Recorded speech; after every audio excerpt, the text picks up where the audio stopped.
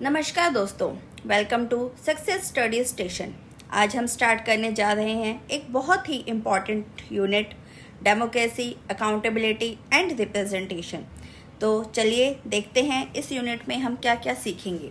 Objectives, first है understanding democracy. सबसे पहले हम समझेंगे डेमोक्रेसी का असली मतलब। सिर्फ वोट देना ही डेमोक्रेसी नहीं होती, उससे कहीं ज़्यादा गहरा इसका अर्थ होता है। एक्सप्लोर रिप्रेजेंटेशन, कैसे लीडर्स सिटीजन्स को रिप्रेजेंट करते हैं, इसके अलग अलग तरीके क्या हैं, हम सब एक्सप्लोर करेंगे। टाइप्स ऑफ रिप्रेजेंटेशन, टेरिटोरियल यानी क्षेत्रीय और फंक्शनल यानी कि व्यावसायिक प्रतिनिधित्व को हम एग्जाम्पल्स के साथ समझेंगे। लर्न रिप्रेजेंटेशन थ्योरीज, अलग अलग विचारधाराएं रिप्रेजेंटेशन के पीछे क्या सोच रखती हैं, इसको जानेंगे। Election system, plurality, majoritarian, proportional, ये सब इलेक्टोरल सिस्टम्स क्या हैं, कैसे काम करते हैं, हम डिटेल में पढ़ेंगे। Importance of accountability, public officials को लोगों के प्रति जवाबदेह क्यों होना चाहिए, ये समझेंगे। Connecting theory with practice, theory और रियल वर्ल्ड पॉलिटिक्स का क्या कनेक्शन है, समझेंगे। डेवलपिंग क्रिटिकल थिंकिंग, और last but not the list, हम डेमोक्रेसी के स्ट्रेंथ और वीकनेस दोनों पर क्रिटिकल थिंकिंग डेवलप करेंगे। तो चलिए let's dive into democracy. Introduction to democracy. सबसे पहले समझते हैं कि डेमोक्रेसी का बेसिक मतलब क्या है। पीपल्स रूल, डेमोक्रेसी यानी लोगों का शासन, या तो डायरेक्टली या फिर अपने रिप्रेजेंटेटिव्स के जरिए, उनके माध्यम से। पार्टिसिपेशन मैटर्स, इसमें हर नागरिक को गवर्नेंस में भाग लेने का अधिकार होता है। Free and fair elections, free और फेयर इलेक्शन डेमोक्रेसी की बैकबोन है, बिना इसके डेमोक्रेसी अधूरी है। रूल ऑफ लॉ, सभी लोग कानून के सामने बराबर होते हैं। Rule of law is must. Rights and freedoms, citizens को स्पीच, एक्सप्रेशन, रिलीजन जैसे अधिकार मिलते हैं। चेक्स एंड बैलेंसेस, पावर का मिसयूज ना हो, इसके लिए अलग अलग इंस्टीट्यूशंस एक दूसरे पर कंट्रोल रखते हैं। एग्जाम्पल ले लेते हैं इंडिया का ही। भारत दुनिया की सबसे बड़ी डेमोक्रेसी है, जहां यूनिवर्सल एडल्ट फ्रेंचाइजी है। इम्पोर्टेंस, डेमोक्रेसी एक जस्ट, इक्वल और इंक्लूसिव सोसाइटी बनाने में मदद करता है। यही तो असली डेमोक्रेसी है, लोगों के लिए, लोगों द्वारा और लोगों का ही शासन। Representation in democracy, why representation matter. अब बात करते हैं रिप्रेजेंटेशन की। डेमोक्रेसी में रिप्रेजेंटेशन क्यों जरूरी है। Voice to the people, representative लोगों की आवाज़ बनकर उनकी बातें सरकार तक पहुंचाते हैं। एफिशिएंट गवर्नेंस, लार्ज पॉपुलेशन को डायरेक्टली गवर्न करना मुश्किल होता है, इसलिए रिप्रेजेंटेशन जरूरी है। रिड्यूसेस डायरेक्ट बर्डन, हर डिसीजन में लोग डायरेक्टली पार्ट नहीं ले सकते, इसलिए रिप्रेजेंटेटिव्स उनका काम आसान बनाते हैं। एग्जाम्पल, एमपीज और एमएलएज का एग्जाम्पल ले लेते हैं। जैसे एमपीज और एमएलएज हमारे एरिया का प्रतिनिधित्व करते हैं। रिस्पॉन्सिवनेस, अच्छे रिप्रेजेंटेटिव्स पब्लिक नीड्स को सुनते हैं और उनका रिस्पॉन्स भी देते हैं।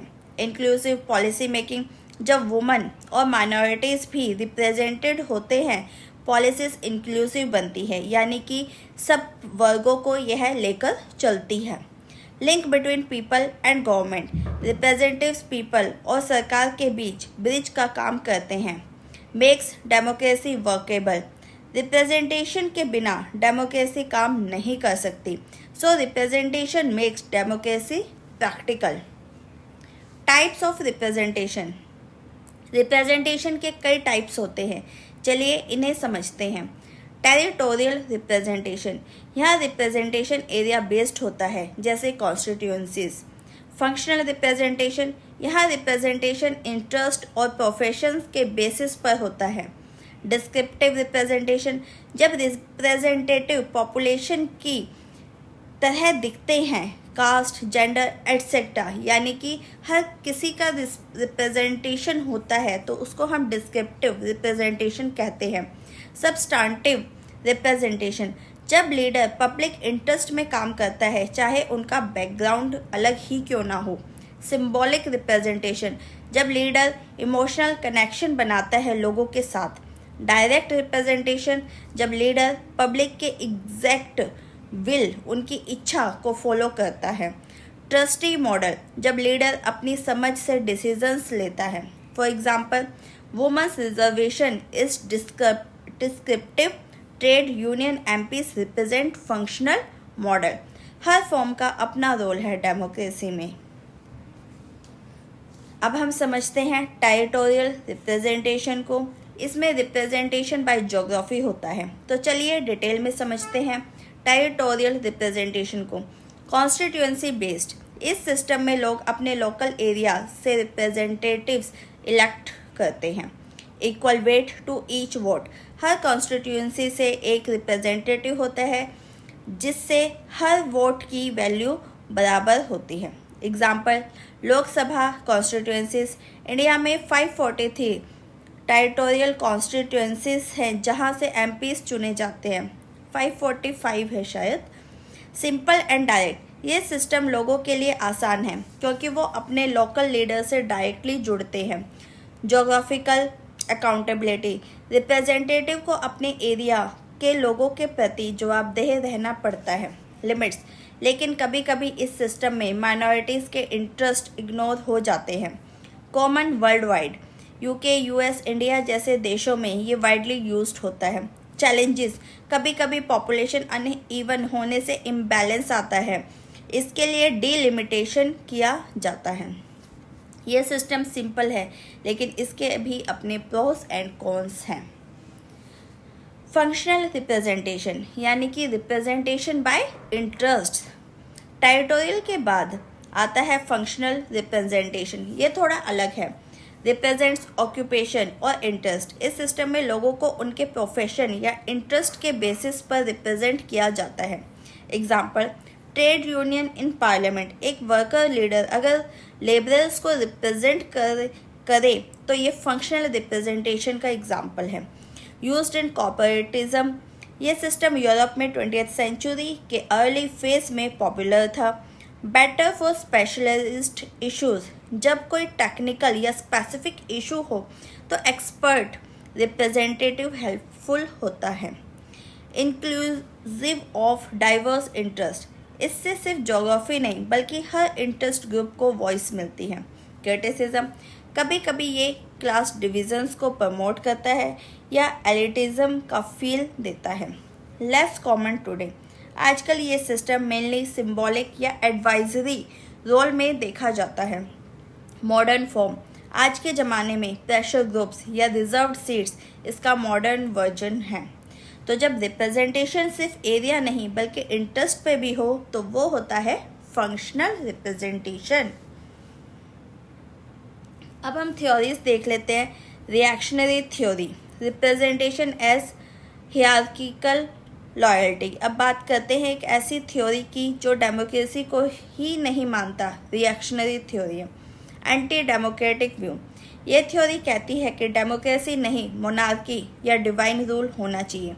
एलिट सेंट्रिक होती है यह, पावर सिर्फ नोबल या रूलिंग क्लास के पास होनी चाहिए। पीपल कांट गवर्न, पब्लिक को इग्नोरेंट माना जाता है जो खुद से रूल नहीं कर सकते। हिस्टोरिकल रूट्स, ये थ्योरी फ्यूडल यूरोप में पॉपुलर थी जहां चर्च किंगशिप को सपोर्ट करता था।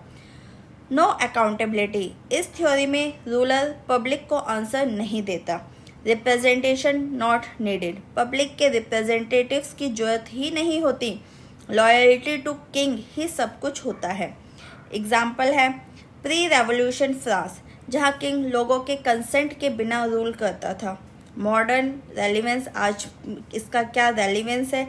आज ये थ्योरी रेयर है लेकिन नॉन डेमोक्रेटिक सिस्टम को समझने में ये हेल्प करती है। ये थ्योरी डेमोक्रेसी का उल्टा है, यहाँ लोग नहीं राजा सुप्रीम होता है। कंजर्वेटिव थ्योरी, इसमें की वर्ड है कंट्रोल्ड रिप्रेजेंटेशन। आइए कंजर्वेटिव थ्योरी देखते हैं, जो लिमिटेड डेमोक्रेसी का सपोर्टर है। Supports limited democracy. ये कहती है सिर्फ कुछ ही लोग वोट करें, सभी नहीं करें। एलीट लीडरशिप, रिच या एजुकेटेड लोग ही बेटर डिसीजन ले सकते हैं, ऐसा इसका मानना है। फियर ऑफ मॉब रूल, लोगों को ज़्यादा पावर देने से काउस हो सकता है, इस थ्योरी का यही डर है। ग्रेजुअल चेंज, बड़ी सडन चेंजेस नहीं होने चाहिए, स्लो एंड स्टेडी रिफॉर्म्स को ये सपोर्ट करता है। रिप्रेजेंटेशन बाय एबिलिटी, सिर्फ पॉपुलर वोट नहीं, एबिलिटी भी जरूरी है लीडर बनने के लिए। एग्जाम्पल है इसका ब्रिटिश पार्लियामेंट, जहाँ सिर्फ लैंड ओनर्स को वोट देने का अधिकार था 1800 में। मॉडर्न फॉर्म, आज भी कहीं कहीं मेरिट बेस्ड सिस्टम में इसकी छाप हमें दिखाई देती है। क्रिटिसिज्म, ये थ्योरी इक्वालिटी और यूनिवर्सल राइट्स को इग्नोर करती है। ये थ्योरी कहती है सब लोग बराबर नहीं हैं, कुछ लोग रूल करने लायक होते हैं, कुछ ही लोग रूल कर सकते हैं इनके अकॉर्डिंग। नेक्स्ट है लिबरल थ्योरी। अब बात करते हैं सबसे पॉपुलर और वाइडली यूज्ड थ्योरी की, liberal theory, foundation of modern democracy. ये थ्योरी मॉडर्न डेमोक्रेसी का बेस है, जहां लोग अपने लीडर्स इलेक्ट करते हैं। फ्री और फेयर इलेक्शन की ये बात करते हैं। इलेक्शंस ट्रांसपेरेंट होते हैं, जिसमें सबको बराबर मौका मिलता है। यूनिवर्सल एडल्ट फ्रेंचाइजी, हर एडल्ट को वोट देने का अधिकार होता है। जैसे इंडिया में 18 साल से उम्र के सब बच्चे या सिटीजन्स वोट कर सकते हैं। इंडिविजुअल राइट्स फोकस, हर सिटीजन के राइट्स को प्रोटेक्ट करना रिप्रेजेंटेटिव का काम होता है। यूएसए और इंडिया का दोनों का ही ये एग्जाम्पल है। दोनों लिबरल डेमोक्रेसीज हैं जहां ये थ्योरी प्रैक्टिकली यूज़ होती है। लिमिटेड गवर्नमेंट, पावर का मिसयूज़ ना हो इसलिए चेक्स एंड बैलेंसेस भी होते हैं। फ्रीडम ऑफ एक्सप्रेशन, लोग अपने लीडर्स से सवाल कर सकते हैं, क्रिटिसाइज कर सकते हैं। मेरिट एंड कंसेंट, लीडर्स उनकी कैपेबिलिटी और पब्लिक के कंसेंट से चूज होते हैं, ना कि कास्ट क्लास से। ये थ्योरी कहती है डेमोक्रेसी तभी चलेगी जब लोगों के राइट्स सिक्योर होंगे। Radical theory, deep social representation की यह बात करता है। लिबरल थ्योरी से आगे बढ़ते हैं रेडिकल थ्योरी की तरफ, जो और गहराई में जाती है। गोज बियॉन्ड फॉर्मल इलेक्शंस, सिर्फ इलेक्शन से डेमोक्रेसी नहीं होती, असली एम्पावरमेंट भी जरूरी है। Focus on social justice, poor, Dalits, women जैसे ऑप्रेस्ड ग्रुप्स का रिप्रेजेंटेशन इंश्योर होना ही चाहिए। Critic of liberalism, radical theory कहती है कि सिर्फ इलेक्शंस इन इक्वालिटी को ख़त्म नहीं कर सकते। पार्टिसिपेटरी डेमोक्रेसी, हर एक को गवर्नेंस में एक्टिवली इन्वॉल्व होना चाहिए। Class based representation, workers peasants का ये प्रतिनिधित्व जरूरी है। एग्जाम्पल है सोवियत मॉडल, जहां वर्कर्स काउंसिल या सोवियत रूल करते हैं। चैलेंजेस, एलिटिज्म, एलिट लोगों का डोमिनेशन ख़त्म करने की कोशिश होती है। Influence on movements, Marxist, feminist और एंटी कास्ट मूवमेंट्स पर इसका प्रभाव है। ये थ्योरी डेमोक्रेसी को ज़्यादा इंक्लूसिव और सोशली जस्ट बनाना चाहती है। नेक्स्ट है प्लूरैलिटी सिस्टम। चलिए दोस्तों, अब बात करते हैं एक ऐसे इलेक्शन सिस्टम की जो इंडिया में सबसे ज़्यादा यूज़ होता है। प्लूरैलिटी सिस्टम यानी फर्स्ट पास्ट द पोस्ट, जिसे शॉर्ट में FPTP कहते हैं। सबसे पहली बात, मोस्ट वोट विन। इसका मतलब है जिस कैंडिडेट को सबसे ज़्यादा वोट मिलते हैं वो जीत जाता है, चाहे उसको मेजॉरिटी भी ना मिले। यानी अगर किसी सीट पर 100 वोट्स हैं और एक कैंडिडेट को सिर्फ 30 वोट मिले हैं, लेकिन वही सबसे ज़्यादा हैं, तो वो जीत गया। सिंपल एंड क्विक, ये सिस्टम आसान है समझने और लागू करने में भी यह सिंपल है। एग्जाम्पल इसके इंडिया और UK हैं। दोनों कंट्रीज़ के लोकसभा या पार्लियामेंट इलेक्शंस FPTP सिस्टम से होते हैं। FPTP का एक बेनिफिट है स्टेबल गवर्नमेंट्स, क्योंकि ये बड़ी पार्टीज़ को सपोर्ट करता है, इसलिए हंग पार्लियामेंट के चांसेस कम हो जाते हैं। लेकिन दिक्कत भी है, less representation for small parties, छोटी पार्टीज का रिप्रेजेंटेशन कम हो जाता है, उनकी आवाज़ दबा दी जा सकती है। टू पार्टी सिस्टम एनकरेज होता है, छोटी पार्टी इसको compete करना मुश्किल हो जाता है और दो ही बड़ी पार्टीज डोमिनेट करती हैं। 1 पर्सन 1 वोट, ये बेसिक डेमोक्रेटिक प्रिंसिपल फॉलो करता है, सभी को बराबर वोट देने का अधिकार है। लेकिन सबसे बड़ा इसका क्रिटिसिज्म है कि कई बार विनर को सिर्फ 30% लोगों ने वोट दिया होता है, फिर भी वो रिप्रेजेंटेटिव बन जाते हैं। तो क्या ये पब्लिक विल का सच्चा रिफ्लेक्शन है? सोचने वाली बात है। Majoritarian system, absolute majority required.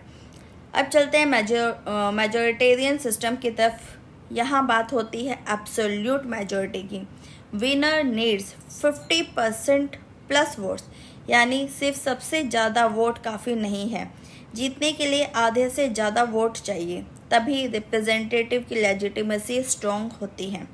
Example अगर लें तो फ्रांस प्रेसिडेंशियल इलेक्शन, अगर फर्स्ट राउंड में कोई मेजॉरिटी नहीं ला पाता तो सेकंड राउंड होता है सिर्फ टॉप कैंडिडेट्स के बीच में। इसका फ़ायदा है बेटर लेजिटिमेसी, क्योंकि विनर को वाइड सपोर्ट मिलता है। रन ऑफ इलेक्शंस का सिस्टम होता है जिसमें पब्लिक को 2 बार वोट देना पड़ता है। एनकरेजेस अलायंसेस, कैंडिडेट्स को सपोर्ट के लिए दूसरे लीडर्स से टाई अप करना पड़ता है, जिससे कोलैबोरेशन बढ़ता है। ज़्यादा रिप्रेजेंटेटिव है क्योंकि ब्रॉडर पब्लिक चॉइस दिखाई देती है। लेकिन दिक्कत है कि ये बहुत कॉस्टली होता है, 2 बार वोटिंग का एक्सपेंस, मैनेजमेंट और टाइम दोनों लगता है। इंडिया में ये सिस्टम कम यूज़ होता है, सिर्फ प्रेसिडेंशियल इलेक्शंस में ही यह देखा जाता है। प्रोपोर्शनल सिस्टम, अब बात करते हैं एक और डेमोक्रेटिक सिस्टम की, प्रोपोर्शनल रिप्रेजेंटेशन। ये सिस्टम क्या कहता है? Seat based on percentage of votes. अगर किसी पार्टी को 30% वोट मिले हैं तो उस पार्टी को 30% सीट्स भी मिलेंगी। फेयर लगता है ना? इसका सबसे बड़ा प्लस पॉइंट है कि ये फेयर है किसके लिए? स्मॉल पार्टीज़ के लिए। छोटी पार्टीज़ की भी सुनवाई होती है, उनका भी रिप्रेजेंटेशन होता है। इससे मल्टी पार्टी सिस्टम प्रमोट होता है क्योंकि डाइवर्सिटी और वैरायटी इंक्रीज होती है। एग्जाम्पल के लिए जर्मनी और इजराइल हैं। ये कंट्रीज़ प्रोपोर्शनल सिस्टम का अच्छी तरह यूज़ करते हैं। इस सिस्टम में पार्टी लिस्ट होती हैं जहां लोग इंडिविजुअल कैंडिडेट नहीं बल्कि पार्टी को वोट देते हैं। लेकिन इससे क्या होता है? कोएलिशन गवर्नमेंट्स कॉमन हो जाती हैं क्योंकि एक पार्टी रेयरली ही मेजॉरिटी लाती है। सिस्टम थोड़ा कॉम्प्लेक्स होता है, काउंटिंग और मैनेजमेंट में कन्फ्यूज़न हो सकता है, लेकिन एक बात क्लियर है, मोर इंक्लूसिव सिस्टम तो ये है और डिवाइडेड सोसाइटीज़ के लिए ये बेस्ट ऑप्शन हो सकता है। अकाउंटेबिलिटी इन डेमोक्रेसी, यानी कि होल्डिंग पावर रिस्पॉन्सिबल। डेमोक्रेसी तभी काम करती है जब पावर अकाउंटेबल हो, यानी जिसे पावर मिली है उसे जवाब देना भी पड़ेगा। सबसे पहले आंसरेबिलिटी, लीडर्स को अपने डिसीजंस के लिए पब्लिक को जवाब देना पड़ता है। ट्रांसपेरेंसी भी ज़रूरी है, गवर्नमेंट का काम लोगों के सामने हो, छुप कर नहीं। और सबसे स्ट्रॉन्ग कॉन्सेप्ट है रूल ऑफ लॉ, कोई भी इंसान या लीडर कानून से ऊपर नहीं होता। इंडिया ने एक पावरफुल टूल दिया, RTI, राइट टू इन्फॉर्मेशन, जिससे हर सिटीजन हर नागरिक सरकार से सवाल पूछ सकता है। एग्जाम्पल, इलेक्शन के टाइम लीडर्स जो प्रोमिसेस करते हैं उनकी डिलीवरी जज होती है, उन्होंने अपने वादे पूरे किए या नहीं। अगर प्रोमिसेस फुलफिल नहीं हुए तो पब्लिक उन्हें वोट आउट कर सकती है। मीडिया एज वॉचडॉग, मीडिया सरकार की हर गलती को एक्सपोज करने का काम करती है। रेगुलर इलेक्शंस डेमोक्रेसी का हार्ट बीट है। पब्लिक को ऑप्शन होता है कि जो काम नहीं करे उसे हटा दें। और सोशल मूवमेंट्स, जब लोग इनजस्टिस के अगेंस्ट उठते हैं तो अकाउंटेबिलिटी और स्ट्रॉन्ग हो जाती है। अब हम समरी देख लेते हैं कि आज हमने क्या क्या सीखा। सबसे पहली बात, डेमोक्रेसी नीड्स रिप्रेजेंटेशन, बिना रिप्रेजेंटेशन के डेमोक्रेसी इम्पॉसिबल है। लोगों की आवाज़ को किसी को तो उठाना ही पड़ेगा। Types and theories, territorial, functional, liberal, radical, her theory अपनी इम्पोर्टेंस रखती है। Election systems shape democracy, FPTP, majoritarian, proportional, सबका अपना इम्पैक्ट है और हर सिस्टम के प्रोज और कॉन्स होते हैं। Accountability is non negotiable. अगर लीडर्स जवाब नहीं देंगे तो डेमोक्रेसी का मतलब ही ख़त्म हो जाता है। Inclusive representation needed. हर ग्रुप, हर वॉइस का सम्मान हो, तभी हम ट्रू डेमोक्रेसी कह सकते हैं। इंडिया का अपना यूनिक मिक्स है। एफपीटीपी यूज़ करते हैं हम, लेकिन आरटीआई जैसे टूल्स से अकाउंटेबिलिटी भी इंश्योर करते हैं। थ्योरी प्लस प्रैक्टिस दोनों इम्पॉर्टेंट है। अगर हम दोनों को समझेंगे तो अच्छे और रिस्पॉन्सिबल सिटीजन्स बनेंगे। और last but not the least, power lies with people, पर सिर्फ तब जब लोग एक्टिवली पार्टिसिपेट करें, वोटिंग करें, क्वेश्चन पूछें और डेमोक्रेसी को जीवित रखें। रिप्रेजेंटेशन एक डायनामिक कॉन्सेप्ट है जिसमें सिर्फ रिप्रेजेंटेटिव्स नहीं बल्कि हम सबका भी रोल होता है। अगर आपको ये वीडियो इन्फॉर्मेटिव लगा तो लाइक ज़रूर करें, कमेंट करके बताएं क्या समझा और क्या डाउट्स हैं, और चैनल सक्सेस स्टडी स्टेशन को सब्सक्राइब करना मत भूलिए, जहां आपको मिलेगी डीप लर्निंग फन के साथ। Thank you.